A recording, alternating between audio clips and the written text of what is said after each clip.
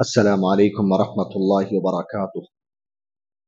الحمدللہ والصلاة والسلام علی اشرف الانبیاء والمرسلین وعلی آلہ واصحابہ اجمعین ومن تبعہم بإحسان الی یوم الدین، اما بعد۔ اللہ رب العالمین کا شکر اور احسان ہے جس کی توفیق سے ہر جمعہ کی طرح آج بھی ہم لوگ دین کی باتیں سننے کے لیے جمع ہوئے ہیں۔ اللہ رب العالمین ہمارے اس جمع ہونے کو قبول فرمائے، آمین۔ الحمدللہ اب تک ہم لوگوں نے نماز سے متعلق تفصیلی باتیں سنی اور سمجھنے کی کوشش کی۔ میں امید کرتا ہوں کہ ہم سب مل کر انشاءاللہ نماز کے سلسلے میں جو غلطیاں ہم سے ہوتی ہیں اس کی اصلاح کریں گے اور اپنی نمازوں کو پیارے نبی صلی اللہ علیہ وسلم کے بتائے ہوئے طریقے کے مطابق انشاءاللہ ادا کریں گے۔ آج کے درس میں انشاءاللہ میں دو بنیادی باتیں آپ کے سامنے رکھوں گا جس کا تعلق نماز سے ہے۔ سب سے پہلا مسئلہ، کیا مرد اور عورت کی نماز میں فرق ہے کیا نہیں ہے؟ عام طور سے دوسرے مسلک سے تعلق رکھنے والے جو لوگ ہوتے ہیں احناف وغیرہ کے پاس، وہ فرق کرتے ہیں، عورت کی نماز اور مرد کی نماز کے درمیان وہ فرق کرتے ہیں، کچھ چیزوں میں فرق بتاتے ہیں۔ تو ہم یہ جانتے ہیں کیا نماز پڑھنے کے طریقے میں مرد اور عورت کے درمیان فرق ہے یا نہیں ہے؟ دیکھیے، میں نے کہا کہ احناف کے پاس یا بعض علماء کے پاس، بعض لوگوں کے پاس فرق یہ بتایا جاتا ہے، آپ نے سنا ہوگا کہ رکعت باندھنے کا جو مسئلہ ہے تو بعض فرق یہ کرتے ہیں کہ عورت نیچے ہاتھ باندھے گی اور مرد اوپر باندھے گا، ایک فرق بتایا جاتا ہے۔ اور اسی طرح مرد اور عورت کے درمیان یہ فرق بتایا جاتا ہے کہ سجدہ جب ہم کرتے ہیں تو سجدے کی حالت میں، اس سے پہلے میں بتایا تھا، یہ جو حصہ ہے یہ بازوؤں سے الگ رہنا چاہیے۔ تو لوگ بتاتے ہیں بعض، عورت کے لیے مسئلہ کیا ہے کہ وہ ایسے لگا کے رکھے گی سجدے کی حالت میں، لیکن مرد جدا رکھے گا۔ یہ بھی فرق بتایا جاتا ہے، اور بھی فرق بتایا جاتا ہے، لیکن میں آپ کے سامنے کچھ اہم باتیں ذکر کروں گا، ان باتوں کو آپ یاد رکھیے۔ اور کوئی آپ کے پاس یہ بتاتا ہے کہ بھئی مرد اور عورت کے درمیان فرق ہے نماز، تو آپ ان چیزوں کو ذکر کریں اس کے سامنے۔ دیکھیے، ایک بنیادی مسئلہ ہمیشہ یاد رکھیے، آپ ہمیشہ یاد رکھیے، اللہ تبارک و تعالیٰ نے اسلام کو جو نازل کیا، اسلام کے جو قوانین کو بنایا، اللہ تعالیٰ نے نبی صلی اللہ علیہ وسلم کے ذریعے بتایا، اسلام کے جتنے بھی احکام ہیں اس میں اصل یہی ہے کہ مرد اور عورت دونوں برابر ہیں۔ یہ بنیادی بیسکلی مسئلہ ہے، یعنی اللہ نے جو احکام نازل کیا، چاہے نماز ہو، روزہ ہو، حج ہو، اس کے اندر جتنے بھی کام ہوتے ہیں نا، اصل یہی ہے کہ مرد اور عورت کے درمیان کوئی فرق نہیں ہے۔ اللہ کے نبی صلی اللہ علیہ وسلم نے فرمایا، النساء شقائق الرجال، عورتیں مردوں کی طرح سے ہی ہیں۔ کس میں؟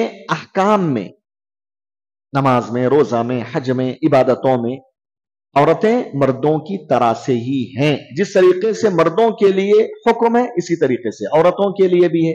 جو طریقہ مردوں کو بتایا گیا وہی طریقہ عورتیں بھی فالو کریں گی، فرق نہیں ہے دونوں میں، یہ بنیادی مسئلہ ہے۔ اب اگر کوئی آدمی آپ کے سامنے یہ بتاتا ہے کہ نہیں فرق ہے دونوں میں، تو سب سے پہلا کام آپ کا یہ ہے کہ آپ اس سے یہ پوچھیں گے، دلیل بتائیے، فرق جو آپ بتا رہے ہیں نا اس کا پروف کیا آپ کے پاس؟ کیا نبی صلی اللہ علیہ وسلم سے وہ چیز ثابت ہے صحیح حدیث سے؟ اگر وہ سامنے لا کر بتاتا ہے صحیح حدیث تو مان لینا ہے، نہیں تو نہیں ماننا ہے، نہیں تو ہم اصل پر باقی رہیں گے۔ اصل کیا ہے؟ فرق نہیں ہے۔ لیکن فرق کوئی بتاتا ہے کہ نہیں فرق ہے تو اس کو دلیل پیش کرنا ہے، ٹھیک ہے؟ تو یہ بنیادی مسئلہ ہے۔ تو اس کی روشنی میں ہم دیکھتے ہیں تو نماز پڑھنے کا جو طریقہ ہے نا، رکعت کہاں باندھنا، کیسے باندھنا، رکوع کیسے کرنا، سجدہ کیسا کرنا، तशहुद में कैसा बैठना, उंगली कैसा हिलाना, हाथ कैसे रखना, ये जो नमाज का तरीका शुरू से लेकर आखिर तक जो तरीका है नमाज का ना, इस नमाज के तरीके में मर्द और औरत के दरमियान कोई फर्क नहीं। क्यों नहीं है फर्क? इसलिए कि फर्क करने के सिलसिले में कोई भी सही हदीस साबित नहीं है। बाज लोग बोलते हैं कि औरत नीचे बांधेगी, मर्द ऊपर बांधेगा। कुछ बोलते हैं कि सजदे की हालत में औरत इसको लगा के रखेगी, मर्द थोड़ा गैप देकर रखेगा। ये जो फर्क बताया जाता है, इसकी दलील क्या है? लाइए सही हदीस से। अगर बता दें तो अल्हम्दुलिल्लाह हम भी कबूल कर लेंगे, औरतों को बताएंगे जाकर ऐसा नहीं ऐसा करो। लेकिन सही बात क्या है? नमाज के तरीके में मर्द और औरत के दरमियान कोई फर्क नहीं है। कोई किसी भी सही हदीस में फर्क की बात नहीं है। जिस तरीके से मर्द को रकात बांधने का तरीका बताया गया, वैसे ही औरत को भी है। कहां रकात बांधना है, किस जगह ऊपर, वैसे ही औरत भी बांधेगी ऊपर। जिस तरीके से रुकू मर्द करेगा, सजदे करेगा, तशहुद में बैठेगा, जो पूरा तरीका है उस तरीके में कोई फर्क नहीं। ये पहला मसला। दूसरा मसला यह है कि मर्द और औरत के नमाज के दूसरे मसाइल में फर्क है।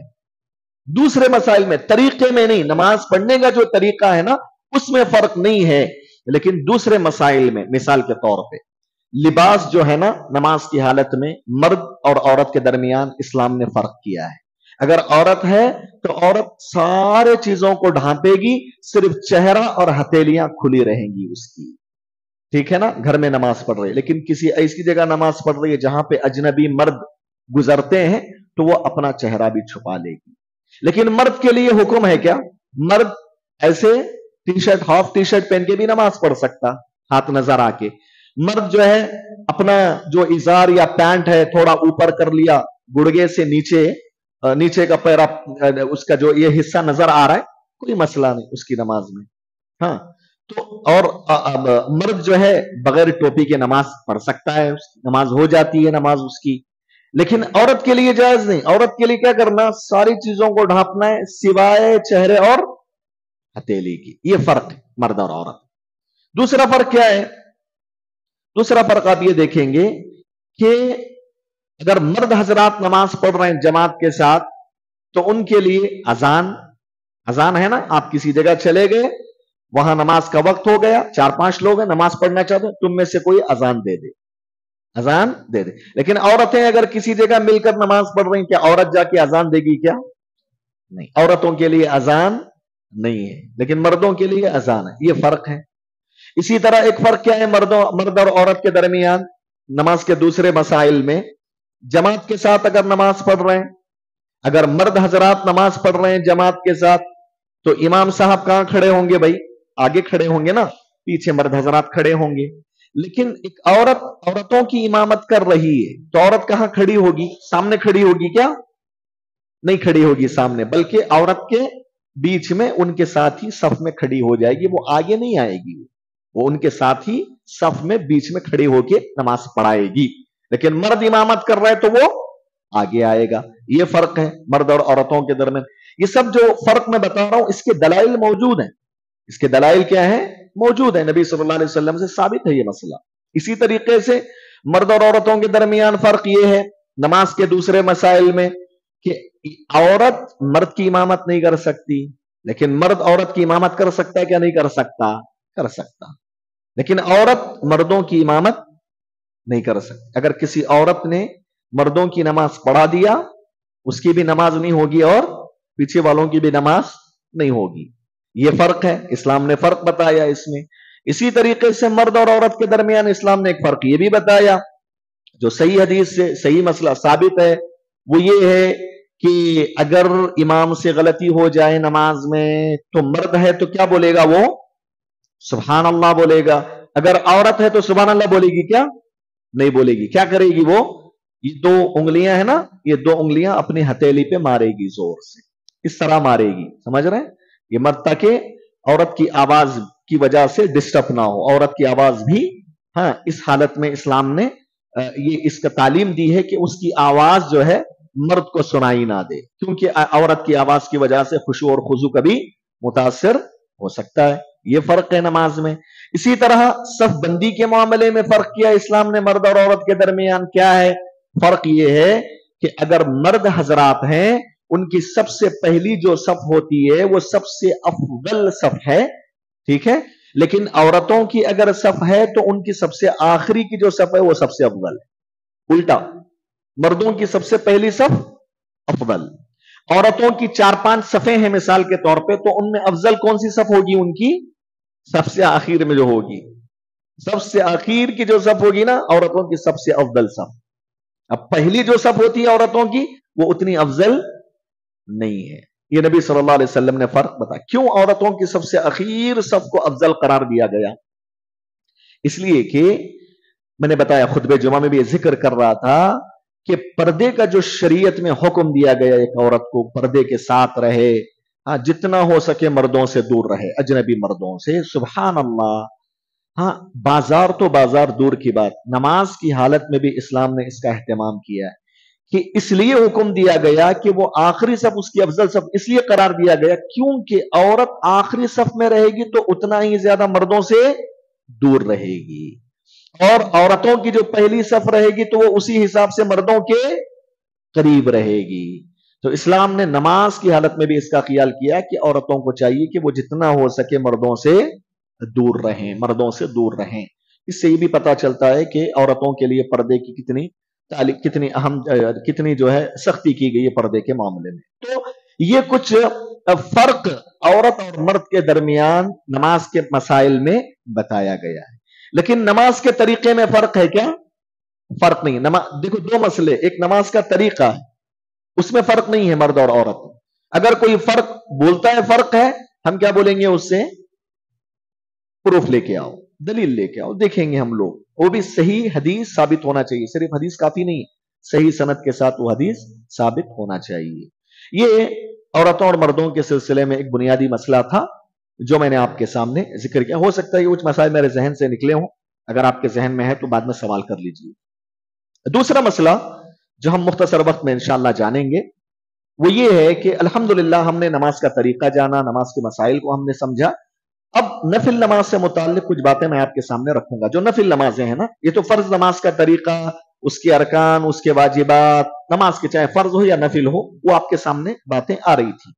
لیکن فرض نماز سے متعلق تو ہم جانتے ہیں 5 وقت کی نماز فرض ہے، لیکن جو نفل نمازیں ہیں نا، نفل نمازیں، اس کی بھی بڑی اہمیت ہے۔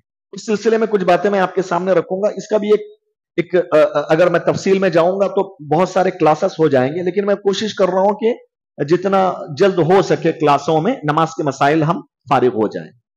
تو میں نفل نمازوں میں وہی نمازیں آپ کے سامنے ذکر کروں گا جو بہت اہم ہیں، جو ہر دن ہمارے ساتھ پیش آتے ہیں، سال میں ایک مرتبہ جو پیش آتے، جیسے عید کا مسئلہ ہے، چاند گرہن، سورج گرہن کے مسائل ہیں، اس کی ضرورت نہیں میرے خیال میں، وہ تو امام صاحب پڑھاتے ہیں، وہ کبھی کبھار وہ مسئلے پیش آتے ہیں۔ لیکن جو نمازیں ہمارے روزے مرہ کی زندگی میں نفل نمازیں پیش آتے ہیں نا، وہی مسئلے میں انشاءاللہ آپ کے سامنے رکھوں گا۔ اور دوسری بات یہ ہے کہ میں ایسی نمازوں کا ذکر کروں گا جس کے بارے میں عام طور سے لوگ سوالات زیادہ کرتے ہیں، وہ نماز پڑھنا کیا نہیں پڑھنا، جیسے صلاۃ التسبیح کے بارے میں سوال کرتے ہیں لوگ۔ صلاۃ التسبیح بھی ایک نماز ہے، اس کی بڑی فضیلت آئی ہے، تو کیا وہ نماز پڑھنا صحیح ہے کہ نہیں ہے؟ یہ چیزیں بعد میں آئیں گی انشاءاللہ۔ لیکن نفل نمازوں سے متعلق میں 2 حدیثیں آپ کے سامنے ذکر کروں گا اور کچھ نفل اور سنت نمازوں کا ذکر کروں گا۔ دیکھیے، جو بھی عبادتیں ہیں ان عبادتوں میں فرض بھی ہے اور نفل بھی ہے، جیسے نماز میں فرض نماز بھی ہے اور نفل نماز بھی ہے۔ اسی طریقے سے جو پیسہ آپ اللہ کے راستے میں دیتے ہیں اس میں فرض بھی ہے اور نفل بھی ہے۔ فرض کیا ہے؟ زکوٰۃ، یہ فرض ہے۔ زکوٰۃ کے علاوہ آپ اپنی خوشی سے کسی مسکین کو دے دیا، کسی مدرسے کے لیے چندہ دے دیا، کسی مسکین کو دے دیا، کسی اور کو دے دیا، یہ نفل صدقہ ہے آپ کے لیے۔ اسی طریقے سے روزے ہیں، روزے میں بھی فرض روزہ ہے اور نفل روزہ ہے۔ فرض روزہ رمضان کے روزے ہیں آپ کے، لیکن اس کے علاوہ جتنے بھی روزے ہیں وہ سب نفل ہیں روزے، تقریباً نذر اور کچھ روزوں کے علاوہ۔ اسی طریقے سے حج اور عمرہ ہے، حج اور عمرہ میں بھی فرض بھی ہے، نفل بھی ہے۔ پہلی مرتبہ زندگی میں استطاعت رکھنے والے کے لیے پہلا عمرہ کرنا ضروری ہے، پہلا حج کرنا ضروری ہے، اس نے کر لیا۔ اب اس کے بعد جو بھی عمرہ کرے گا، حج کرے گا، اس کے حق میں وہ فرض ہوگا کیا نفل ہوگا؟ نفل ہوگا۔ تو بولنا یہ چاہ رہا تھا میں کہ عبادتوں میں فرض بھی ہے اور نفل بھی۔ اسی طریقے سے نماز کا مسئلہ ہے، نماز میں فرض نمازیں بھی ہیں اور نفل نمازیں بھی ہیں. فرض نمازیں 5 وقت کی آپ جانتے ہیں, لیکن نفل نمازیں کون سی ہیں؟ نفل نمازوں کی ایک لمبی فہرست ہے. ایک لمبی کیا ہے؟ فہرست ہے. لیکن میں آپ کے سامنے 2 حدیثیں اس کی فضیلت سے متعلق بتاؤں گا کہ آدمی فرائض کے ساتھ ساتھ بھی نفل عبادتوں کا اہتمام کرے. بڑی فضیلت ہے اس کی. کیا فضیلت ہے؟ نبی علیہ الصلوۃ والسلام نے حدیث میں فرمایا کہ قیامت کے دن اللہ تبارک و تعالیٰ سب سے پہلے نماز کے بارے میں سوال کرے گا. ٹھیک ہے؟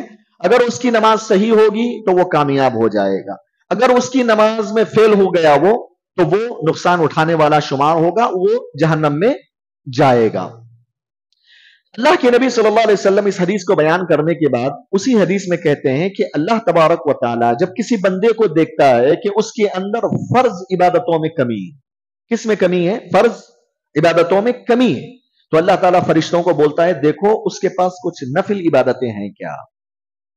تو دیکھا جاتا ہے جب اس کے پاس نفل عبادتیں ہوتی ہیں تو اللہ تبارک و تعالیٰ فرض کے اندر جو کمی ہوئی ہے اس کو پورا کس سے کرتا ہے؟ نفل عبادتوں سے پورا کر دیتا ہے.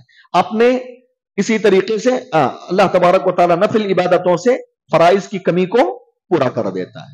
تو اس حدیث سے معلوم ہوا کہ نفل عبادتوں کو آدمی لیٹ نہ لے, ہلکا نہ سمجھے, بلکہ زندگی میں اللہ نے صحت دی ہے, وقت دیا ہے, تو فرائض کے ساتھ ساتھ بھی نفل نمازوں کا, نفل عبادتوں کا اہتمام کرنا چاہیے.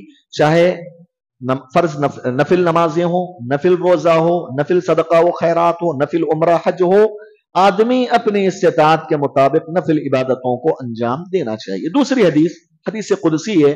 اللہ تبارک و تعالی ارشاد فرماتا ہے من عاد لی ولیا فقد آذنتہ بالحرب, جو کوئی میرے دوست سے دشمنی کرتا ہے میں اس سے اعلان جنگ کرتا ہوں. یعنی اللہ کا دوست کون ہے؟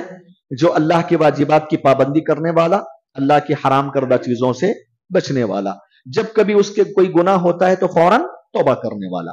یہ اللہ تبارک و تعالیٰ کا ولی ہوتا ہے جس کا ایمان بھی مکمل ہوتا ہے اور جس کا عمل بھی اچھا ہوتا ہے. تو اللہ تبارک و تعالیٰ کہتا ہے کہ میرے اس ولی کو سے جو دشمنی کرے گا نا, جو دشمنی کرے گا میں اس سے اعلان جنگ کرتا ہوں. پھر اس کے بعد اللہ تعالیٰ فرماتا ہے اللہ تبارک و تعالیٰ فرماتا ہے کہ میرے نزدیک سب سے زیادہ بندہ جو میری قربت حاصل کرتا ہے, میری نزدیکی حاصل کرتا ہے, وہ میرے فرائض کو ادا کر کے حاصل کرتا ہے, میرے فرائض کو ادا کر کے حاصل کرتا ہے. من عاد لی ولیا فقد آذنتہ بالحرب. اس کے بعد ٹکڑا یاد نہیں آ رہا. اس کے بعد اللہ تبارک و تعالیٰ فرماتا ہے لا یزال الرجل یتقرب الی بالنوافل حتی احببتہ. اللہ تعالیٰ کہتا ہے کہ میرا بندہ نفل عبادتیں کر کر کے میری نزدیکی حاصل کرتا ہے, میرے اتنا نزدیک ہو جاتا ہے وہ کہ میں اس سے محبت کرنے لگتا ہوں. حتی احببتہ, میں اس سے چاہنے لگتا ہوں, محبت کرنے لگتا ہوں. اللہ تعالیٰ فرماتا ہے فَإِذَا أَحْبَبْتُهُ, جب میں اس سے محبت کرنے لگتا ہوں كُنْتُ سَمْعَهُ الَّذِي يَسْمَعُ بِهِ, میں اس کا کان بن جاتا ہوں جس سے وہ سنتا ہے. وَبَصَرَهُ الَّذِي يُبْصِرُ بِهِ, میں اس کی آنکھ بن جاتا ہوں جس سے وہ دیکھتا ہے. وَيَدَهُ الَّذِي يُبْطِشُ بِهَا, اس کا ہاتھ بن جاتا ہوں جس سے وہ چھیتا ہے. وَرِجْلَهُ الَّتِي يَمْشِي بِهَا, اس کا پیر بن جاتا ہوں جس سے وہ چلتا ہے. وَلَئِنْ سَأَلَنِي لَأُعْطِيَنَّهُ, کوئی بھی چیز وہ مجھ سے مانگتا ہے تو میں اس کو دے دیتا ہوں. وَلَئِنِ اسْتَعَاذَنِي لَأُعِيذَنَّهُ, اگر وہ کسی چیز سے میری پناہ طلب کرتا ہے تو میں اس کو اپنی پناہ دے دیتا ہوں. دیکھو اچھا, اس حدیث میں ایک وضاحت کر کے میں بات آگے بڑھاتا ہوں. یہاں اللہ تعالیٰ نے کہا کہ میں اس کا کان بن جاتا ہوں, میں اس کی آنکھ بن جاتا ہوں, میں اس کا ہاتھ بن جاتا ہوں, میں اس کا پیر بن جاتا ہوں. کیا مطلب اس کا؟ کہ اللہ تعالیٰ واقعی ہمارا ہاتھ بن جاتا ہے کیا؟ اللہ تعالیٰ تو عرش پہ مستوی ہے, اللہ تعالیٰ عرش پہ مستوی. اس کا یہ غلط مفہوم نہیں لینا, صوفیہ اس سے غلط مفہوم نکالتے. صوفی یہ گمراہ فرقہ ہے. اس حدیث سے کیا بولتا معلوم ہے؟ اللہ تعالیٰ ہر جگہ ہوتا ہے. دیکھو اللہ تعالیٰ خود بول رہا ہے کہ میں کان بنتا ہوں, آنکھ بنتا ہوں. دیکھو اللہ تعالیٰ ہر جگہ ہے, نعوذ باللہ. مطلب ہر جگہ کا مطلب سمجھ رہے ہیں آپ؟ زمین میں گندی جگہ بھی ہیں, زمین میں جانور بھی چلتے ہیں, زمین میں کتے بھی رہتے ہیں. یعنی ان کا عقیدہ یہ ہے کہ اللہ تعالیٰ ہر جگہ ہوتا ہے, یہاں تک کہ نعوذ باللہ جانوروں میں بھی ہوتا ہے.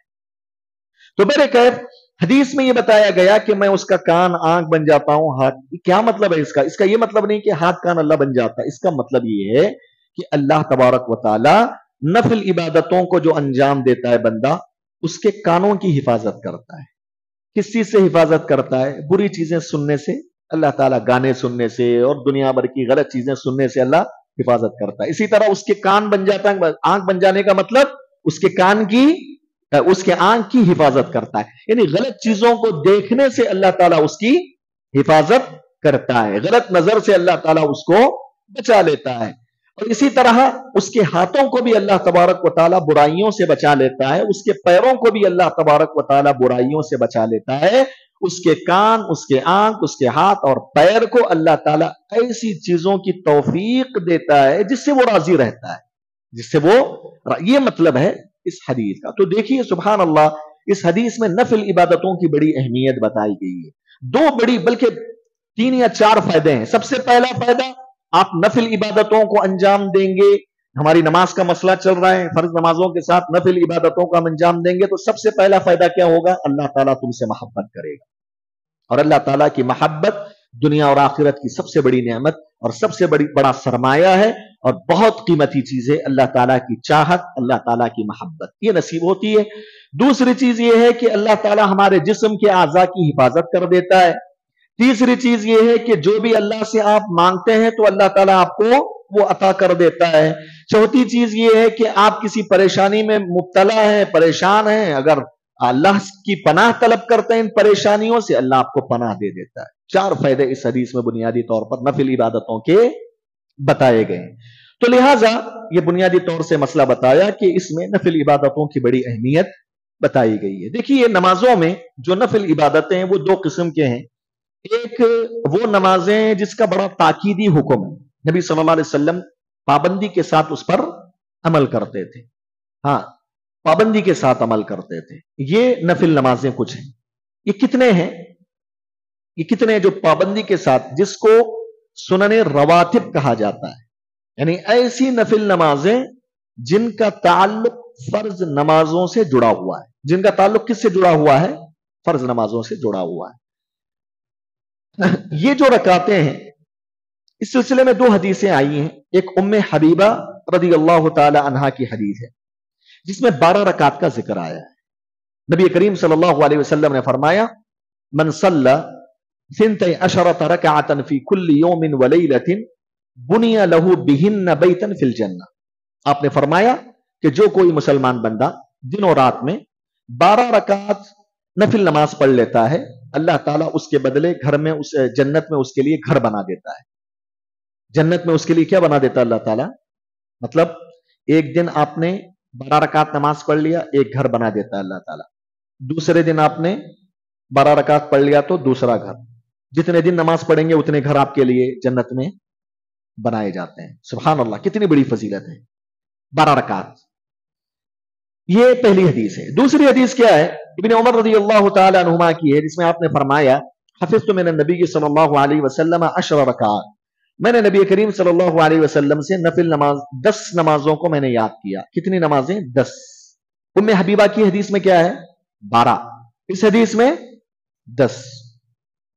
और इब्न उमर कहते हैं उसी हदीस में, सलातैनी क़ब्ल ज़ुहर, रकातैनी क़ब्ल ज़ुहर व रकातैनी बादहा व रकातैनी क़ब्ल अल-मग़रिब फ़ी बैतिही व रकातैनी बाद अल-इशाई फ़ी बैतिही व रकातैनी क़ब्ल अस-सुब्ह। मतलब 10 रकातें कितनी, कौन सी हैं? फजर की नमाज से पहले 2 रकातें, गिनते जाइए आप। जोहर से पहले 2 रकातें, जोहर के बाद 2 रकातें, मगरिब से पहले 2 रकातें, इशा के बाद 2 रकातें। कितनी हो गई टोटल? 10 हो गई।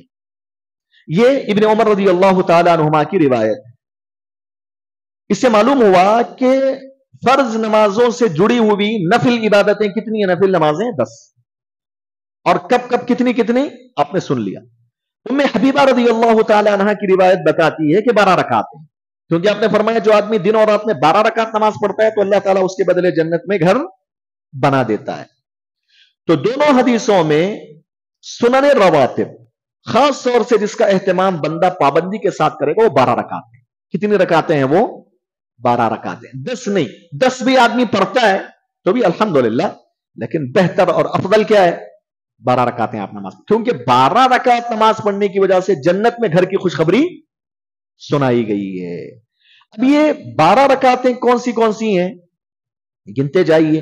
फजर से पहले 2 रकातें, जोहर से पहले 4 रकातें, जोहर से पहले कितनी, 4 रकात, जोहर के बाद 2, मगरिब के बाद 2, इशा के बाद 2, कितने हो गए, गिन लीजिए, 12 हो जाएंगे, 12 हो जाएंगे।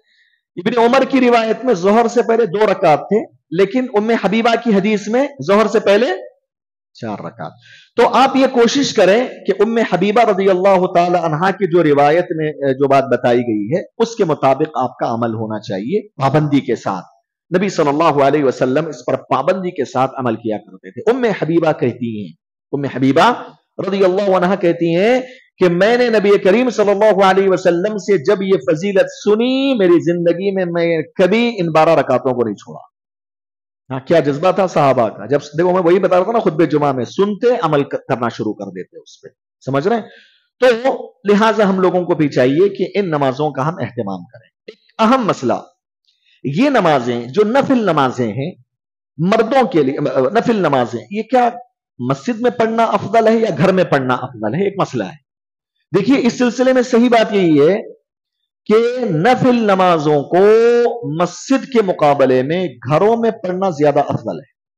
नबी सल्लल्लाहु अलैहि वसल्लम ने फरमाया, अफदलु सलातिल मर्इ फी बैतिही इल्ला अल मक्तूबा, कि एक मुसलमान की सबसे अफजल नमाज उसके घर में अदा की जाने वाली है सिवाय फर्ज नमाजों के। सिवाय फर्ज मतलब फर्ज नमाजें मस्जिद में पढ़ना है, लेकिन फर्ज के अलावा जितनी भी सुन्नतें हैं वो कहां पढ़ना अफजल है, घर में पढ़ना अफजल है। एक बुनियादी मसला आप याद रखिए। लेकिन इस सिलसिले में एक अहम मसला मैं बताना चाहता हूं आपको। अगर आपको ये यकीन है, जन्ने गालिब है कि आप घर में जाकर सुन्नतों का एहतमाम करेंगे, तो आप कीजिए, आपके लिए अफजल है, बेहतर चीज। लेकिन अगर कभी आपको यह लगता है कि अगर मैं मस्जिद से बाहर जाऊंगा तो घर भी नहीं जाऊंगा, किसी दुकान चला जाऊंगा, बिजनेस के लिए चला जाऊंगा, वहां यहां चले जाएंगे, अब वहां नमाज पढ़ने का मौका नहीं मिलेगा, आदमी भूल सकता है, तो ऐसी सूरत में कहां पढ़ लें आप, मस्जिद में पढ़ लें। वैसे आप घर जा भी रहे हैं तब भी आप मस्जिद में पढ़ के जाते हैं तो भी कोई मसला नहीं, जायज है। लेकिन बेहतर और अफजल नबी सल्लल्लाहु अलैहि वसल्लम ने अमल यह बताया कि आप नमाज पढ़ के घर जा रहे हैं, घर में जा रहे हैं, तो आप घर में जाकर क्या कर लें, सुन्नत नमाजें पढ़ लें। लेकिन कभी कभार इस हदीस पर मैं बोलता हूं ये कि लोग इस हदीस पर अमल करने के शौक से हाँ मस्जिद के बाहर निकलते हैं फर्ज नमाज पढ़ के, घर में जाके पढ़ेंगे, लेकिन वो डायरेक्ट कहां जाते हैं, दुकान चले जाते हैं, बिजनेस में चले जाते हैं। लेकिन हालांकि उनका शौक था कि मस्जिद में मैं पढ़ लूं, लेकिन ये हदीस पर अमल करने के चक्कर में क्या करते हैं, कभी कभार सुन्नत नमाजें ही छोड़ देते हैं। इसीलिए मैं ये तफसील बता रहा हूं कि अगर आप डायरेक्ट घर जा रहे हैं, वक्त है, तो आप घर में जाके पढ़ लें, अफजल है। लेकिन आप डायरेक्ट दुकान वहां यहां जाके बिजी हो रहे हैं तो मस्जिद में पढ़ के आप चले जाएं। ठीक है, मैं मुख्तसर वक्त में ये जो 12 रकात नमाजें हैं ना, इससे मुताल्लिक कुछ डिटेल आपके सामने बताकर अपनी बात खत्म कर देता हूं। देखिए, जो 12 रकात सुन्नत नमाजें हैं जिसकी पाबंदी नबी सल्लल्लाहु अलैहि वसल्लम किया करते थे, हमको भी करना चाहिए, उसमें सबसे पहली फर्ज नमाज से पहले की 2 रकातें हैं। ये जो 2 रकातें हैं, फर्ज नमाज से पहले सिर्फ 2 ही रकात पढ़ना है, 4 नहीं पढ़ना है। कितने पढ़ना है, सिर्फ 2 ही रकात पढ़ना है, उतना ही नबी सल्लल्लाहु अलैहि वसल्लम से साबित। ये जो 2 रकात हैं, इस सिलसिले में नबी करीम सल्लल्लाहु अलैहि वसल्लम ने फरमाया, रकाता अल फज्र खैरुम मिनद दुनिया व मा फीहा। ये जो 2 रकात नमाज होती है ना फजर से पहले की सुन्नत, ये दुनिया और दुनिया में पाई जाने वाली तमाम तर नेमतों और दौलत से ज्यादा बेहतर नमाज है। सिर्फ 2 रकात की नमाजें, फजर से पहले की 2 रकात की नमाजें दुनिया की दौलत का मुकाबला नहीं कर सकती, खैर के मामले में, भलाई के मामले में। समझ रहे हैं आप? तो ये 2 रकातें हैं, ये बहुत बड़ी फजीलत नबी सल्लल्लाहु अलैहि वसल्लम ने बयान फरमाई। यहां तक कि फजर की ये 2 रकात नमाजें ऐसी हैं कि नबी सल्लल्लाहु अलैहि वसल्लम सफर में भी इसको नहीं छोड़ते थे। इसीलिए अगर हम भी सफर में रहें तो हम फजर की 2 रकात सुन्नत पढ़ेंगे, 2 रकात पढ़ेंगे।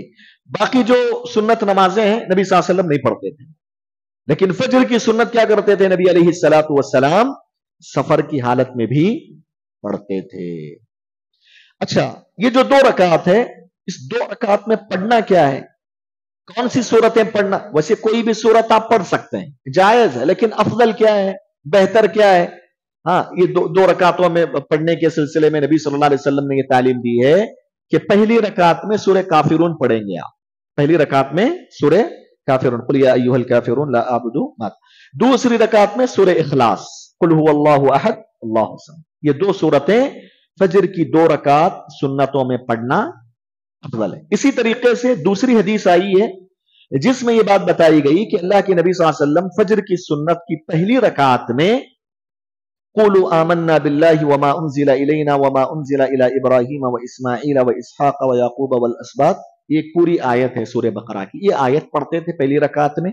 दूसरी रकात में क़ुल या अहलल किताबि तआलू इला कलिमतिन सवाइन बैनना व बैनकुम अल्ला नअबुद इल्लल्लाह व ला नुशरिक बिही शैअन व ला यत्तखिज़ बअदुना बअदन अरबाबन मिन दूनिल्लाह फ़इन तवल्लू फ़क़ूलू अशहदू बिअन्ना मुस्लिमून। ये आयत पढ़ते थे दूसरी रकात में। ये भी साबित है, ये भी साबित है। बाज़ रिवायतों से पता चलता है कि दूसरी रकात में फलम्मा अहस्सा ईसा मिनहुमुल कुफ्र क़ाल मन अंसारी इलल्लाह क़ाल अल हवारियून नहनु अंसारुल्लाह आमन्ना बिल्लाह वशहद बिअन्ना मुस्लिमून। ये भी पढ़ते थे नबी सल्लल्लाहु अलैहि वसल्लम। तो मैंने कहा कि नबी सल्लल्लाहु अलैहि वसल्लम से जो भी सुन्नतें आई हैं, कोशिश करे कि आदमी कभी उस पर अमल करे, कभी इस पर अमल करे। लेकिन मैं समझता हूं कि काफिरून और सूरह इखलास तो सबको याद होती है, आप कम से कम उसकी पाबंदी इंशाअल्लाह करने की कोशिश कीजिए। अच्छा, मैं एक बात बताता हूं कि नबी अलैहिस्सलातु वस्सलाम ने ये जो 2 सूरतें हैं ना, सूरह काफिरून और सूरह इखलास, इसको फजर की 2 रकात सुन्नतों में भी पढ़ते थे। मगरिब के बाद जो 2 रकात सुन्नत पढ़ते हैं ना हम लोग, उसमें भी नबी सल्लल्लाहु अलैहि वसल्लम ये 2 सूरतों को पढ़ते थे। इसीलिए फजर की मगरिब की नमाज के बाद की जो 2 सुन्नत नमाजें हैं ना, उसमें भी आदमी यही सूरतें पढ़े, ये अफदल है उसके लिए। इसी तरीके से नबी सल्लल्लाहु अलैहि वसल्लम तवाफ करने के बाद 2 रकात नमाज पढ़ते हैं। तवाफ करता है आदमी काबतुल्लाह का, उम्रे में, हज में, कभी भी करे वो तवाफ, 7 चक्कर लगाने के बाद 2 रकात नमाज पढ़ते हैं। तो उस वक्त भी प्यारे नबी सल्लल्लाहु अलैहि वसल्लम उन 2 रकातों में यही 2 सूरतें, क्यों खास तौर से इन सूरतों का एहतमाम, यही 2 सूरतें क्यों? बहुत सारी 114 सूरतें। वजह यह है कि इन 2 सूरतों के अंदर बुनियादी तौर पर 2 बातें बताई गई। पहली बात यह बताई गई कि इस कायनात में अल्लाह को छोड़कर जिनको भी पूजा जा रहा है वो सब के सब बातिल हैं, उनकी कोई हकीकत नहीं, वो इबादत के मुस्तहिक नहीं है। ये किस सूरत में बताया गया? कुल या अय्युहल काफिरून ला अअबुदु मा, ऐ नबी आप कह दीजिए, ऐ काफिरो, जिसकी तुम इबादत करते हो मैं इबादत नहीं कर सकता, जिसकी मैं इबादत करता हूं तुम इबादत नहीं करते। ये इस आयत का मफहूम बताया गया कि जिसके अंदर अल्लाह के अलावा जिनको पूजा जाता है उससे बेजारगी का इजहार किया गया है। एक मुसलमान उस सूरत में यह कहता है कि अल्लाह के अलावा जिनको पूजा जाता है उससे मेरा कोई ताल्लुक नहीं है, मैं तो उससे बेजारगी का इजहार करता हूं। एक चीज ये। दूसरी रकात में कौन सी सूरत? सूरह इखलास, कुल हुवल्लाहु अहद। इसमें क्या बताया गया? इसमें यह बताया गया कि इस कायनात में अगर कोई भी हकीकी माबूद है तो वो कौन है? अल्लाह तबारक व तआला। यानी इन 2 सूरतों में ला इलाहा इल्लल्लाह बताया गया। ला इलाहा इल्लल्लाह, कोई भी हकीकी माबूद नहीं, ये सूरह काफिरून का मैसेज है। और हकीकी माबूद सिर्फ अल्लाह ताला ही है, ये सूरह इखलास का मैसेज है। इसीलिए तौहीद इंसान की सबसे बड़ी चीज है। इसीलिए अल्लाह के नबी सल्लल्लाहु अलैहि वसल्लम इन 2 सूरतों को इन सुन्नत नमाजों में पढ़ते थे। बहरहाल फजर की 2 रकात जो सुन्नत नमाजें हैं, अगर कभी कभार आदमी फजर से पहले नहीं पढ़ा तो वो फजर के बाद भी पढ़ सकता है, फजर के बाद भी वो पढ़ सकता है, कोई हरज की बात नहीं। सूरज अगर निकल भी गया तब भी वो पढ़ सकता, सूरज निकल गया तब भी वो पढ़ सकता। बाज़ उलमा ने सूरज निकलने के बाद पढ़ने को अफजल करार दिया। अगर आपने फजर की 2 रकात सुन्नत नमाज से पहले अदा नहीं की तो आप बाद में फर्ज नमाज के बाद आप फजर के बाद अदा कर सकते हैं। सूरज तुलू होने के बाद भी आप अदा कर सकते हैं, बल्कि अफजल बाज़ उलमा ने इसी को कहा, जैसा कि नबी सल्लल्लाहु अलैहि वसल्लम से ये मसला साबित है, ये मसला साबित है। इसी तरीके से आदमी अगर फजर की नमाज नहीं पढ़ा, सो गया था, लेट उठा, तो तब भी वो पहले क्या करेगा? 2 रकात सुन्नत नमाज पढ़ेगा, फिर फजर की 2 فرض نماز پڑھے گا. جیسا کہ اللہ کے نبی صلی اللہ علیہ وسلم کے ساتھ یہ مسئلہ پیش آیا تھا, سفر میں جا رہے تھے, نیند آ گئی, اللہ کے نبی صلی اللہ علیہ وسلم تھکے ہوئے تھے, بلال سے کہا کہ دیکھو ہم سو رہے ہیں, بہت تھک گئے ہیں, تمہاری ذمہ داری ہے نماز کو جگانے کی. سو گئے اللہ کے نبی صلی اللہ علیہ وسلم, سفر میں تھے, راستے میں تھے, لیکن بلال رضی اللہ تعالیٰ عنہ بھی تھکے ہوئے تھے تو نیند آ گئی ان کو بھی, وہ بھی سو گئے. دیکھا تو سورج طلوع ہو گیا, نبی علیہ الصلوۃ والسلام کی نیند ہوشار ہوئی تو اٹھے, تو بلال سے کہا تمہاری ذمہ داری تھی نا اٹھانے کی. تو بلال نے کہا اللہ کے نبی صلی اللہ علیہ وسلم جو نیند آپ پر غالب آ گئی نا, ویسے ہی مجھ پر بھی میری نیند غالب آ گئی, میں جان بوجھ کے تو نہیں کیا, نیند کی وجہ سے میں سو گیا. تو اللہ کے نبی صلی اللہ علیہ وسلم نے فرمایا کہ پہلے اس جگہ کو ہم چینج کریں گے. تو اللہ کے نبی آگے چلے گئے کیونکہ یہ شیطان ہے. تو نبی صلی اللہ علیہ وسلم آگے چلے گئے تھوڑا, پھر اس کے بعد آپ نے کیا کیا, 2 رکعت سنت نمازیں پڑھی, پھر اس کے بعد آپ نے صحابہ کو فرض نماز پڑھائی. اس سے معلوم ہوا کہ اگر فرض نماز چھوٹ بھی جائے, بعد میں پڑھ رہا ہے آدمی, تو پہلے سنت پڑھے گا, بعد میں فرض پڑھ لے گا. لیکن عادت نہیں بنانا ہے اس کو. ایک آدمی عادت بنا لیا کہ ہر دن فرض نماز کے بعد پڑھ رہا ہے 2 رکعت سنت, یہ غلط ہے. کبھی کبھار ہوتا ہے تو اچھی بات ہے, اس کو عادت نہ بنائے. اس کے بعد ظہر کی نماز کی طرف ہم آتے ہیں. ظہر کی نماز سے پہلے 4 رکعت پڑھنا ہے, ظہر کے بعد کتنی پڑھنا ہے, 2 رکعت پڑھنا ہے. جب ظہر سے پہلے 4 رکعت جو پڑھیں گے 2 سلام کے ساتھ پڑھیں گے. پہلے 2 رکعت پڑھ کے سلام پھیر لیں گے, پھر اٹھیں گے, 2 سلام, پھر جو ہے 1 سلام کے ساتھ 2 کر کے پڑھ لیں گے آپ. اسی طریقے سے ظہر کی نماز کے بعد 2 رکعت پڑھیں گے. لیکن دیکھیے ظہر کی نماز کے بارے میں نا 3 حالتیں آئی ہیں, یعنی 3 طریقے آئے ہیں, ان طریقوں سے آپ نماز پڑھ سکتے ہیں رکعتوں میں. پہلا طریقہ یہ ہے کہ آپ ظہر سے پہلے 4 پڑھیں, ظہر کے بعد 4 پڑھیں. یہ بھی ثابت ہے. نبی علیہ الصلوۃ والسلام نے فرمایا من صلی 4 قبل الظہر و4 بعدها حرمہ اللہ علی النار. جو آدمی ظہر سے پہلے 4 پڑھتا ہے رکعت, ظہر کے بعد جو 4 رکعت پڑھتا ہے, اللہ تعالیٰ اس پر جہنم کو حرام کر دیتا ہے. اللہ تعالیٰ اس پر جہنم کو حرام کر دیتا ہے. کتنی بڑی فضیلت ہے. تو یہ پہلی صورت ہے کہ آدمی پہلے 4 بعد میں 4, 2 کر کے. دوسری صورت یہ ہے کہ پہلے 4 پڑھے گا, بعد میں 2 پڑھے گا. پہلے 4 پڑھے گا, بعد میں 2 پڑھے گا. یہ کس حدیث میں ہے, ام حبیبہ رضی اللہ تعالی عنہا کی حدیث میں. تیسرا طریقہ کیا ہے, ظہر سے پہلے 2, ظہر کے بعد 2. یہ ابن عمر رضی اللہ تعالی عنہما کی حدیث سے ثابت ہوتا ہے. تینوں میں سے کسی کو آپ اختیار کر سکتے ہیں, لیکن زیادہ تر کس پر عمل ہونا چاہیے آپ کا, پہلے 4 بعد میں 2, جیسا کہ ام حبیبہ رضی اللہ تعالی عنہا کی روایت ہے. واضح ہے مسئلہ, ٹھیک ہے, ہو گیا. اب اس کے بعد عصر کی نماز سے پہلے جو فضیلت ام حبیبہ کی حدیث میں آئی, یہ جنت میں گھر بنایا جائے گا, وہ عصر میں کوئی نماز نہیں ہے. ڈائریکٹ وہ کون سی ہے, مغرب کے بعد ہے. لیکن عصر سے پہلے بھی ایک نماز کے سلسلے میں بڑی فضیلت آئی ہے, وہ ہے 4 رکعت. کہ ایک آدمی اگر آیا عصر کی نماز سے پہلے تو 4 رکعت وہ نماز پڑھ لے, 2 کر کے. اس کی فضیلت کیا ہے, نبی صلی اللہ علیہ وسلم نے فرمایا من صلی 4 قبل رحم اللہ امرأ صلی قبل العصر 4. آپ صلی اللہ علیہ وسلم نے فرمایا کہ اللہ تعالیٰ اس شخص پر رحم و کرم کا معاملہ فرمائے جو عصر سے پہلے 4 رکعت نماز ادا کرتا ہے.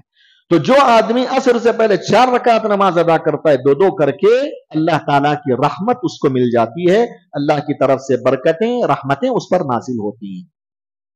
یہ بہت بڑی فضیلت ہے, آدمی اس پر بھی عمل کر لے. لیکن ام حبیبہ کی حدیث میں جو 12 رکعت ہے اس میں سے یہ رکعتیں نہیں ہیں, رکعتیں نہیں. جی اس کے بعد کون سی ہے, مغرب کی نماز کے بعد کی 2 رکعتیں. مغرب کی نماز کے بعد کی 2 رکعتیں میں نے جیسا کہ بتایا کہ سورہ کافرون اور سورہ اخلاص آپ پڑھیں گے, یہ افضل ہے, ورنہ جو سورتیں آپ کو یاد ہے پڑھ سکتے ہیں. لیکن مغرب کی نماز کے سلسلے میں بعض روایتوں سے پتا چلتا ہے کہ نبی صلی اللہ علیہ وسلم گھر میں نماز پڑھتے تھے. یہ 2 رکعت جو تھے نا, یہ مغرب کے بعد کے, یعنی زیادہ تر نبی صلی اللہ علیہ وسلم کا عمل یہ 2 رکعتوں کے بارے میں کہاں, گھر میں پڑھتے تھے آپ. تو آدمی خاص کر کے اگر مغرب کی 2 رکعت سنت نمازیں گھر میں پڑھتا ہے تو انشاءاللہ زیادہ اجر و ثواب اس کو ملے گا نبی صلی اللہ علیہ وسلم کی اتباع اور ان کی تاسی کی وجہ سے. یہ 2 رکعت نمازیں مغرب کی. اسی طرح عشاء کے بعد کی 2 رکعتیں, عشاء کے بعد کی 2 رکعتیں ہیں, وہ تو آپ کو मालूम है। लेकिन यहां एक मसला मैं बताना चाहता हूं आपको, ये जो हर फर्ज नमाज के बाद जो पहले या बाद में जो पढ़ी जाने वाली जो सुन्नत नमाज है, उसका वक्त कब तक रहता है? उसका वक्त कब तक रहता है? बस लोग ये समझते हैं जोहर की नमाज हमने पढ़ ली तो फौरन पढ़ लेना है, जरूरी है दो फौरन पढ़ लेना, अगर लेट करेंगे तो नमाज नहीं होगी। सही बात यही है कि जोहर के बाद की 2 रकातें, मगरिब के बाद की 2 रकातें, इशा के बाद की 2 रकातें, इनका वक्त अगली नमाज के वक्त तक रहता है, अगली नमाज के वक्त तक रहता है। मिसाल के तौर पे जोहर के बाद की 2 रकात सुन्नत है, इसका वक्त कब तक है? असर की अजान तक। असर का वक्त जब तक बाकी रहे, असर के वक्त जब तक शुरू नहीं होता तब तक ये पढ़ सकते हैं। फौरन पढ़ना जरूरी नहीं है, फौरन पढ़ लेते हो अच्छी बात है, आप फौरन नहीं पढ़े, किसी का कॉल आ गया, बात मशगूल हो गए, मसरूफ हो गए, बिजी हो गए, बाद में याद आया, अभी असर का वक्त नहीं हुआ, तो आप बिल्कुल तब भी पढ़ सकते हैं। इसी तरीके से दूसरी नमाजों का मसला है कि अगली नमाज के वक्त तक उसका वक्त रहता है। ये बुनियादी मसाइल थे सुनन रवातिब के सिलसिले में, मुख्तसर अंदाज में मैंने आपके सामने जिक्र किया है। और वितर की नमाज का मसला है, मैं समझता हूं कि इंशाअल्लाह अगले दर्स में ये बात आएगी आपके सामने। मैं नहीं चाहता कि मजीद आपका वक्त लूं, अगर आप में से किसी का कोई भी सवाल हो तो कर लें, वरना मजलिस इंशाअल्लाह खत्म कर दी जाएगी। जी हां, मैंने बताया कि फर्ज नमाजों के अलावा जो भी नफिल नमाजें हैं ना, घर में पढ़ना अफजल है। चाहे फजर, बिल्कुल नफिल का मतलब उसमें सुन्नत भी आ गई, दूसरी नफिल नमाजें भी, चाश्त की नमाज आ गई। फर्ज के अलावा जो भी नमाजें हैं ना, फर्ज के अलावा जो भी नमाजें, चाहे फजर की 2 रकात सुन्नत हो, जोहर की हो, जोहर के बाद की हो, जो भी, सब कहां पढ़ना अफजल है? घर में पढ़ना अफजल है, पहले की भी बाद की भी।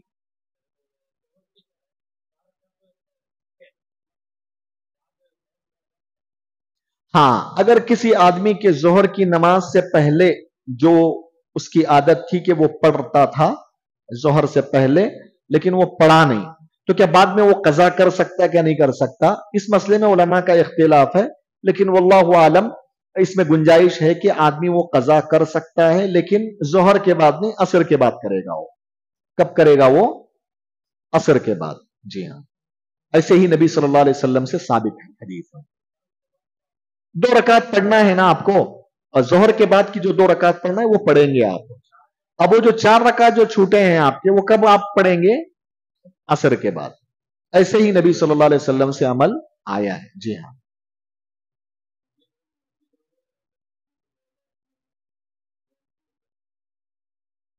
जी हां, आपका सवाल समझ गया। एक आदमी जो नमाज से पहले की जो सुन्नत नमाजें कौन सी हैं? वो फजर से पहले है, जोहर से पहले है, यही है ना, बाकी मगरिब के बाद है और इशा के बाद है। तो एक आदमी जोहर के लिए आया वजू करके, अब जोहर की 2 रकात सुन्नत नमाज पढ़ना है, 2 पढ़ रहा है या 4 पढ़ रहा है, उसके इख्तियार में। तो जो 2 पढ़ रहा है ना शुरू में, अब उसको तहियतुल मस्जिद भी पढ़ना है ना। तहियतुल मस्जिद का मतलब आदमी जब आए मस्जिद में, बैठने से पहले 2 रकात नमाज पढ़ के बैठे, ये नबी सल्लल्लाहु अलैहि वसल्लम का हुक्म है, इसे तहियतुल मस्जिद बोलते हैं। इसी तरीके से एक नमाज ये भी है कि हर वजू करने के बाद 2 रकात नमाज पढ़े आदमी, इसकी भी बड़ी फजीलत आई है, जन्नत की खुशखबरी, गुनाहों की मगफिरत की बात आई। सवाल यह है कि एक आदमी आया, जोहर की 2 रकात सुन्नत नमाज पढ़ रहा है, तो क्या इसकी अलग नमाज पढ़ेगा, तहियतुल मस्जिद अलग नमाज पढ़ेगा 2 रकात, और तहियतुल वजू अलग अलग 6 रकात, ऐसा पढ़ेगा क्या? इसका जवाब यह है, बिल्कुल ऐसा नहीं पढ़ेगा, बल्कि उसकी असल नीयत फर्ज जो सुन्नत नमाज है ना जोहर से पहले, उसकी वो नीयत करेगा, साथ में तहियतुल वजू की भी नीयत करेगा, तहियतुल मस्जिद की भी वजू करेगा, नीयत करेगा। तीनों की नीयत करके वो 2 रकात नमाज पढ़ लेगा, तो उसको जोहर से पहले 2 रकात सुन्नत नमाज पढ़ने का भी सवाब मिलेगा 2 ही रकात में, और तहियतुल मस्जिद का भी सवाब मिलेगा, तहियतुल वजू का भी सवाब मिल जाएगा। ये अल्लाह तबारक व तआला का बड़ा फजल करम है। 2 रकात नमाज पढ़ेंगे आप, अलग अलग नहीं, लेकिन नीयत तीनों की आप एक साथ कर लेंगे, तीनों का सवाब इंशाअल्लाह आपको उसी में مل جائے. جی ہاں یہی سوال تھا نا. جی ہاں فجر سے پہلے بھی ایسا ہی.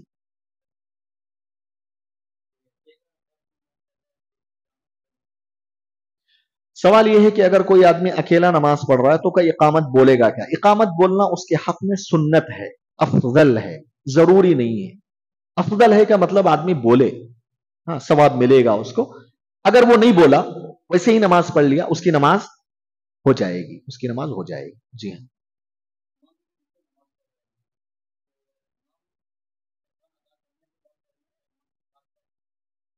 جو اللہ اکبر یہ تمام چیزیں. جی ہاں جی ہاں. دیکھیے سوال یہ ہے کہ امام صاحب نماز پڑھا رہے ہیں اور آپ پیچھے نماز پڑھ رہے ہیں، تو کیا وہ جو رکوع میں جا رہے ہیں اللہ اکبر بول رہے ہیں، سجدے میں جا رہے ہیں، سجدے سے اٹھ رہے ہیں، تو کیا وہ تمام چیزیں ان کے ساتھ کرنا ہے یا ان کے بعد کرنا ہے؟ سمجھ رہے ہیں یہ سوال ہے. اس کا جواب یہ ہے کہ ساتھ میں نہیں کرنا ہے. پہلے تو کرنا حرام ہے. ابھی امام رکوع میں گیا ہی نہیں، آپ جا رہے ہیں، حرام ہے، یہ جائز نہیں ہے. یہ اللہ کے نبی صلی اللہ علیہ وسلم نے فرمایا کہ تم امام سے پہلے پہلے نماز کے کوئی کام نہ کرو. اگر تم کرو گے تو اللہ تعالیٰ تمہارے چہروں کو گدھے کا چہرہ بنا دے گا. یہاں تک حدیث میں سخت وعید آئی ہے. تو امام سے پہلے آپ نہیں کریں گے، امام سے پہلے آپ نہیں کریں گے، پہلی بات. دوسری بات امام کے ساتھ بھی نہیں کریں گے آپ، امام کے فوراً بات کریں گے آپ. امام کے فوراً بعد امام صاحب مثال کے طور پہ رکعت باندھے ہوئے ہیں، سورہ اخلاص یا کوئی بھی سورت ختم ہونے کے بعد جب رکوع میں جا رہے ہیں وہ، تو آپ تھوڑا ویٹ کر لیں، جیسے ہی وہ جائیں اس کے بعد جائیں آپ فوراً. ٹھیک ہے، ساتھ میں بھی نہیں پہلے بھی نہیں، فوراً بعد میں کرنا ہے، فوراً بعد میں کرنا ہے. جی ہاں کیونکہ اللہ کے نبی نے فرمایا انما جعل الامام ليتم به فاذا كبر فكبروا واذا ركع فركعوا واذا سجد فاسجدوا.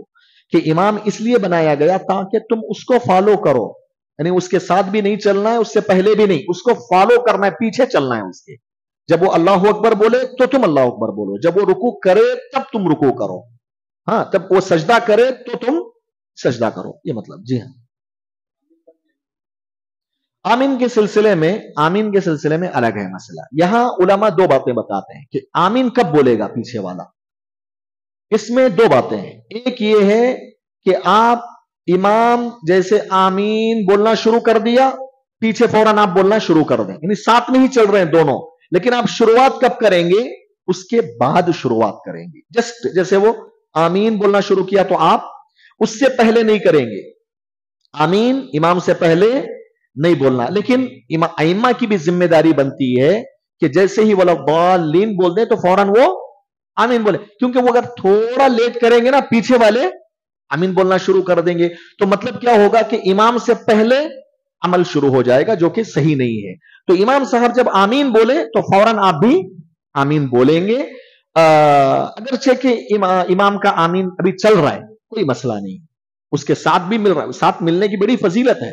لیکن اہم چیز یہ ہے کہ امام کی آمین بولتے ہی آپ کو بولنا شروع کرنا ہے. نبی صلی اللہ علیہ وسلم نے فرمایا کہ فَإِنَّهُ مَنْ وَافَقَ تَأْمِينَهُ تَأْمِينُ الْمَلَائِكَةِ غُفِرَ لَهُ مَا تَقَدَّمَ مِنْ ذَنبِهِ. اس لیے کہ اگر امام کا آمین اور فرشتوں کے آمین کے ساتھ مل جائے ہاں تو اللہ تبارک و تعالی اس کی مغفرت کر دیتا ہے. لوگوں آمین بولنے والے کی اللہ تبارک و تعالی بخشش کر دیتا ہے. اس حدیث سے معلوم ہوا امام کے فوراً بعد آپ شروع کریں گے. جی ہاں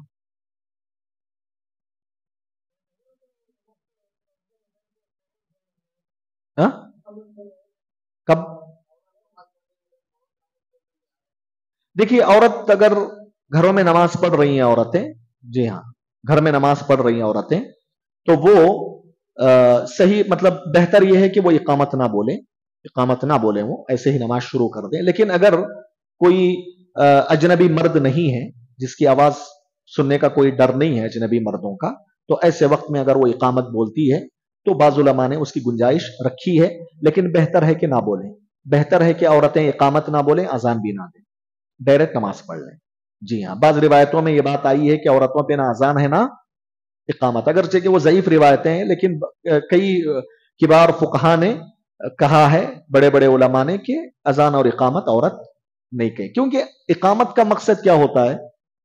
جو مسجد میں لوگ بیٹھے ہوئے ہیں نا ان کو صف میں شامل کرنا.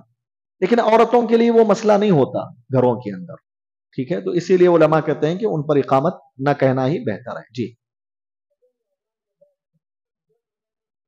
2 رکعت ہی سنت ہے، نہیں نہیں 4 نہیں، فجر کی جو 2 رکعت سنت 2 ہی ہیں، بس 4 نہیں ہے، 2 ہی پڑھنا ہے۔ ایک شخص آیا مسجد کے اندر، سعید بن المسیب رحمہ اللہ بیٹھے ہوئے تھے مسجد میں، ایک شخص آیا 2 رکعت پڑھنے کے بجائے 4 رکعت پڑھنا شروع کر دیا، جس میں لمبے لمبے رکوع کر رہا تھا وہ۔ تو سعید بن المسیب رحمہ اللہ نے کہا کہ اللہ کے بندے 2 نہیں 4 کیوں پڑھ رہے ہیں تم؟ نبی صلی اللہ علیہ وسلم کی سنت یہ ہے کہ 2 پڑھیں۔ تو وہ کیا بولا معلوم ہے؟ اے ابو عبد الرحمن، تم کیا مجھے ٹوکتے ہو کیا؟ تم کو جلن، مطلب اگر میں ایک موٹے الفاظ میں آپ کو بتاؤں اس شخص کے الفاظ، تو اس کے بولنے کا انداز یہ تھا، میں 4 پڑھ کے زیادہ ثواب حاصل کر رہا ہوں، تمہیں جلن ہو رہی ہے کیا؟ یہ انداز تھا۔ تو سعید بن المسیب رحمہ اللہ نے کیا جواب دیا معلوم؟ اللہ کے بندے بات ایسی نہیں ہے، میں اس لیے تمہیں روک رہا ہوں، مجھے ڈر ہے کہ کہیں نبی صلی اللہ علیہ وسلم کی سنت کی مخالفت کی وجہ سے قیامت کے دن اللہ تمہیں عذاب میں مبتلا نہ کر دے، اس لیے میں روک رہا ہوں تمہیں، تمہاری فکر میں روک رہا ہوں میں۔ تو اس سے معلوم ہوا کہ 2 ہی رکعت پڑھنا ہے، نبی صلی اللہ علیہ وسلم سے 2 ہی رکعت ثابت۔